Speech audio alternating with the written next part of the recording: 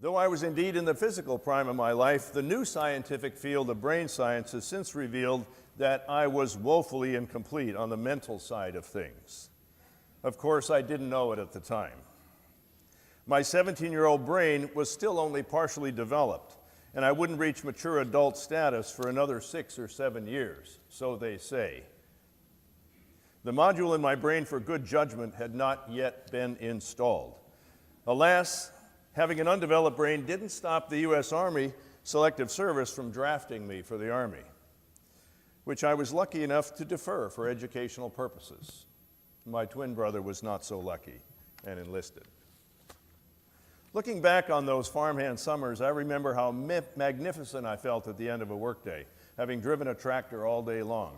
I recall starting after a full breakfast, a hot breakfast, moving up and down the rows, creating swaths of black earth about 18 feet wide after each turn. Having worked all day, I'd look back at the vast expanse of black earth that was formerly gray dust, sometimes 40 acres in all, and say to myself, look what I've done. Physically, I felt powerful, almost godlike. I was a colossal force to be reckoned with. Looking back, I now realize how wrong I was. The vast amount of force that I applied to the land had instead been done by an invisible higher power. Yes, I was the one working the clutch, applying the brakes, raising and lowering the cultivator frame with hydraulics, and turning the tractor around after each row. That was me. But 99.99% of the actual work had been done by the force of fossil fuel, being combusted, in this case, the diesel oil being burned in the tractor engine. I was applying the power of 150 draft horses for 10 hours a day. That liquid power that I pumped into the tank each morning became invisible during the day. It was trapped by photosynthesis, kept away from oxygen, heated slowly within the earth, concentrated in places discovered by geologists, financed by bankers, pumped by engineers, refined by chemists, and delivered to our farm by a chain of suppliers. I had even known this intellectually, but I didn't understand what was really going on. It never occurred to me to worship the higher power of fossil fuel, or the even higher power of the planet that made it all possible. I do that now. Now that I've seen what that power can do when we are not controlling it, I am reverent for all of nature's power, not just in an ecological sense, but in a physical sense, in an all-encompassing sense. And the more I worship that power, and the more I pull away from the self-worship of humanism, the better I feel. This morning I ask that you let my farmhand story be an allegory for the sum total of all of humanity at the scale of the planet. 7 billion ant-like creatures skittering about the surface of the globe.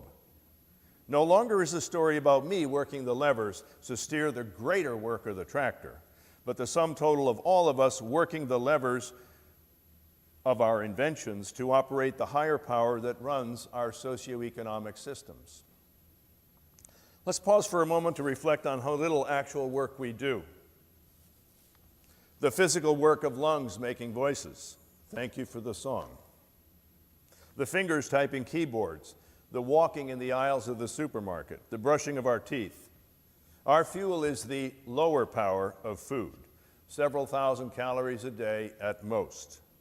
By comparison, the work we control outside of our bodies are the higher powers of orders of magnitude more energy. The work of driving here this morning, of flying from one continent to another, of heating and lighting this space, and running our air conditioners and electrical appliances. Like me as a teenager, a lot of us take a lot of this for granted. The early 17th century English philosopher Francis Bacon, who also is credited with inventing the scientific method, had it right when he said, quote, "Nature to be commanded must be obeyed. Nature to be commanded must be obeyed." Alas, global society has largely forgotten the last part of that. Feeling godlike with the power we control, we command increasing power and are refusing to obey the planetary demands as we try to cut back on our addiction to energy. My presence here, my drive from Eastern Connecticut, is part of that addiction.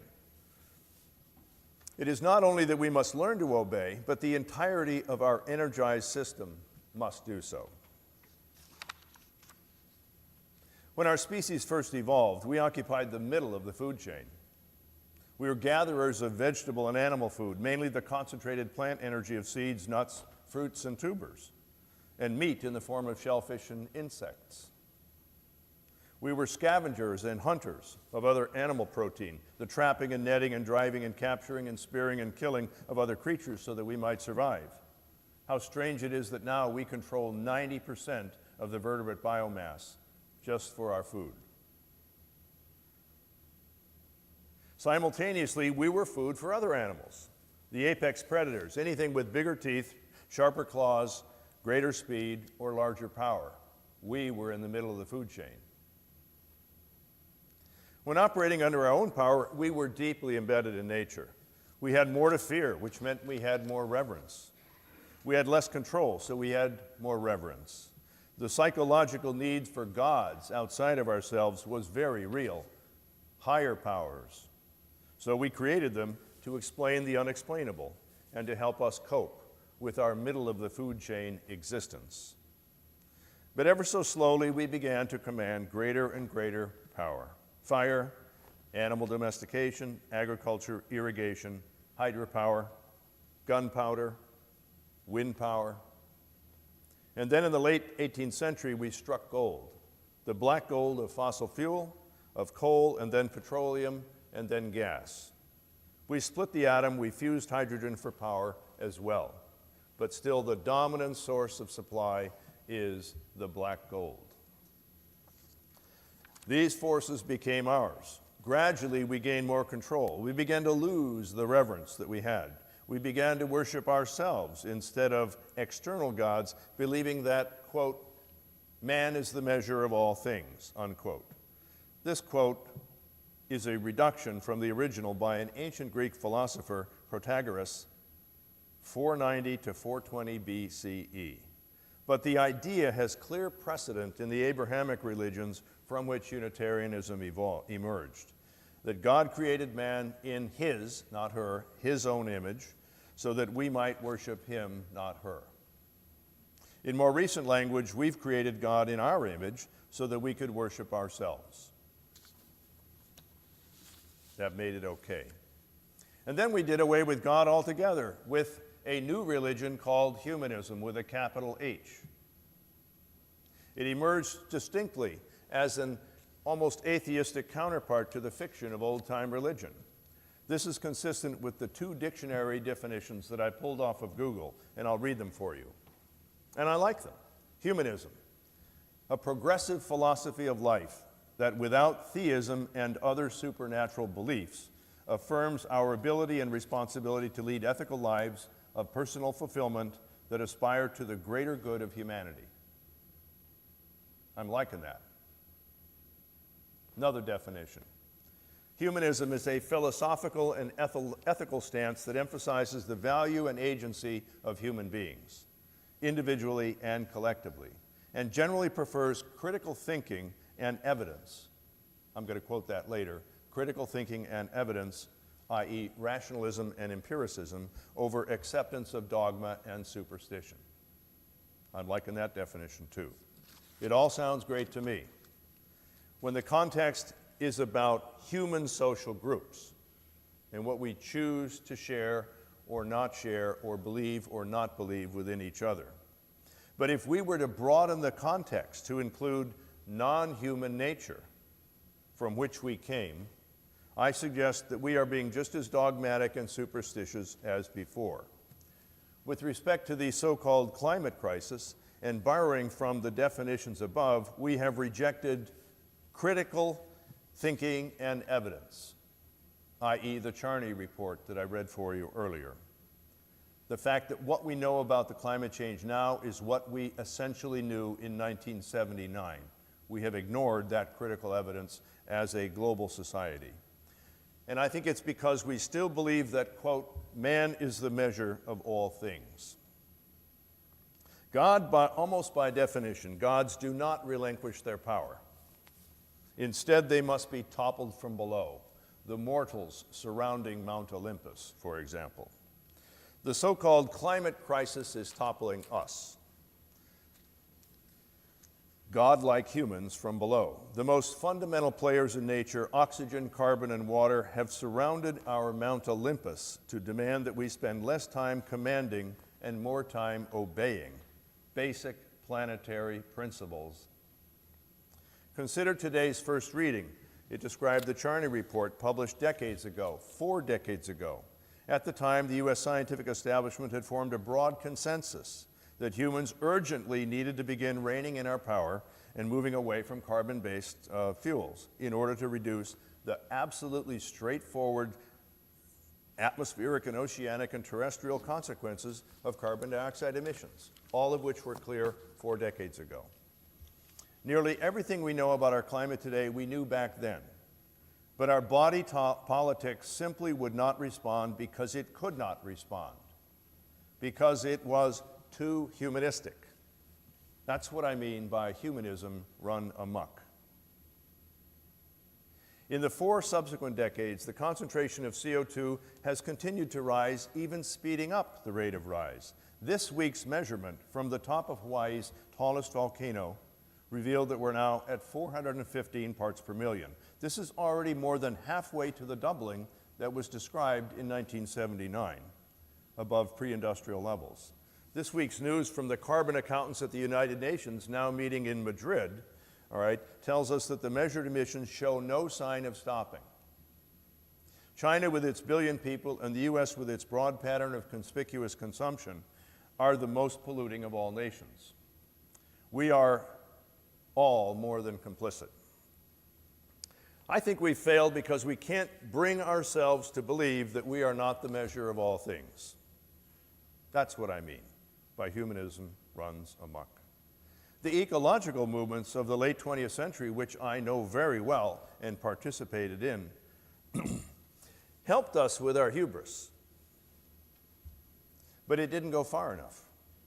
Though we conserved this or that place and saved this or that species and planted this or that garden and fixed many things and conserved this or that piece of land, we refuse to surrender godlike control over the larger whole. We're simply incapable of doing it for lots of reasons that would require 20 sermons to describe. The path forward. My suggestion is to embrace the Anthropocene epoch, the newest geological subdivision of time. Earth is a geobiological, chemical, and physical system that has never, ever seen anything like us. There is, the year that I was born, a scattering of plutonium-239 that is present in every tree ring, every lake mud, every stalactite, and every ice core on the planet. It's there, globally distributed. And the plastics, which began with the great acceleration of the early 1950s, are everywhere, as we know. There is an unmistakable signature in 4.7 billion years worth of time that Earth is in some new condition. The whole Earth is much the same, but the surface of the Earth and the skies above us have been tweaked. Our age is unique in the history of planets, so much so that geologists have no choice but to make a new epoch. Regionally, the Anthropocene dates back to whenever there is a local serious makeover of the land, oceans, and so forth. And there are many, many cases. Beginning 46,000 years ago in Australia, perhaps the Industrial Revolution is your favorite, perhaps it's the founding of Newport, perhaps it's 1492. It could be anything, but generally speaking, it's likely to be set at 1950. Globally, it began with the Great Acceleration. Attendant rise of global soot, synthetic chemicals, cement, glass, plastics, and radionuclides, and the exponential growth of commercial aviation. I didn't get on an airplane until I flew off to graduate school. I mean, that's amazing if you think about it. Most kids are flying everywhere if they have a chance, if they are in well-endowed families. Looking back from some distant future, perhaps millions of years above, it'll be easy to look downward through the geologic strata and see how dramatically we transformed the surface of a planet between two ages. Our residues will be locked into rock forever. New Orleans will be a strata buried below the mud. I believe that understanding Earth as a tweaked whole is a way to get our arms around the otherwise poorly circumscribed results of humanism running amok. I work with college students every single day, and there is a real new big thing called eco-anxiety. And eco-anxiety is really limiting to a lot of college-age students. And one of the main problems is the existential dread about climate change. They're all being activists now. I'm loving it. You know, they're really motivated now, and change will come from the bottom, from the youth. Finally, we will get some change. But the problem is they don't know that climates come from underground. They don't know that the planet makes climates and changes climates. They don't understand how the Earth works. So they don't know what the limits will be. They don't know how the transformations actually take place unless they're the unusually well-educated. Most people are clueless about how the planet works, even when they come to the university. They think they know more than they do, and I'm not just being a grandstander here, because I'm very, very concerned about them, and so I am developing courses and adapting curricula to try and help with eco-anxiety. It's become a new mission for me. And a good first step is to admit to ourselves that there is indeed a higher power. Not the fiction of revealed religion, but the non-fiction of empirical evidence. The higher geothermal of Yellowstone supervolcano could bury half the United States in volcanic ash and temporarily freeze the planet beneath a veil of dust. That could happen, and we can't do a thing to stop it. The higher solar power of our sun heating up by 3 or 4 or 5 or even 6 degrees Celsius on the surface, reconfiguring the climates. That's causing consternation. The higher power of Earth-crossing asteroids, which statistically could do us in as with the dinosaurs, and the higher power of microbial evolution, doing away with human beings as other biological creatures within a few years. I don't think any of that will happen in my lifetime and the adulthood of my students. But I think it helps provide a context that puts climate change in perspective. It's time we surrender ourselves to these higher powers and begin to work with them rather than pretending that we are the be-all, end-all. Your second reading was from Robin Wall Kimmerer, who's, I think, got a really wonderful book in Braiding Sweetgrass, a plea to rebond our relationships. And she writes, I can't help but cling to the notion that it's not the land that is broken, it's our relationship with the land that is broken. I sympathize with that sentiment. But I think her vision is too limiting. The land is only a small part of the planet, 30% or less, not counting the ice. The terrestrial surface beneath the skies, adjacent to the seas, and above the vast bulk of Earth's underland. The domain that's really in charge. The place that makes our climate and keeps us alive. Without that underworld churning away, everything would go dead on the surface. Kimmerer wrote about deep ecological grief. I feel this too. But again, I think her vision is too limiting. Ecology is important, but we shouldn't be privileging this living component of Earth relative to the larger, more dynamic, and more threatening parts of the larger system that contains it. Generally speaking, we're able to control ecology with laws, set-asides, economic incentives, and management. And there are many, many, many disciplines and programs associated with ecological management. What we can't figure out is to do global planetary management very well. It's not working. The climate crisis, so-called, is utterly humanistic. The higher power of the Earth system will do what it wants with the gases we are venting to it. Kimmerer wrote about hope, and I also love hope. I'm being hopeful here, it may not sound like it. She says, but when you roll up your sleeves out of the love that you have for the world, that's expressed in grief, Then you get to work, the work of restoration. That's where we're at. If we can tweak the planet in one direction, we can tweak the planet in the other direction. I am ultimately optimistic about the future. Although there are many, many college students that are refusing to have kids to be part of the declining birth rate for that reason alone, they think the world will be ending or unfit for human use soon, and that has to do with the media and what they know or don't know.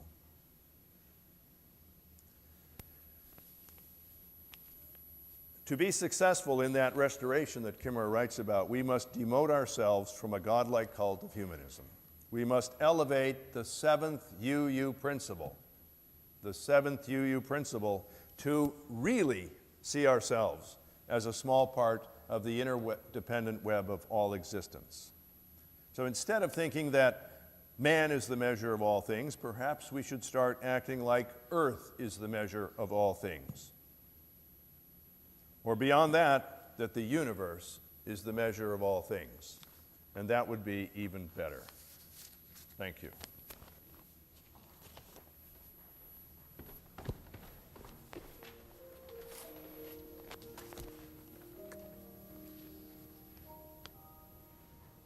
Do I have something to do?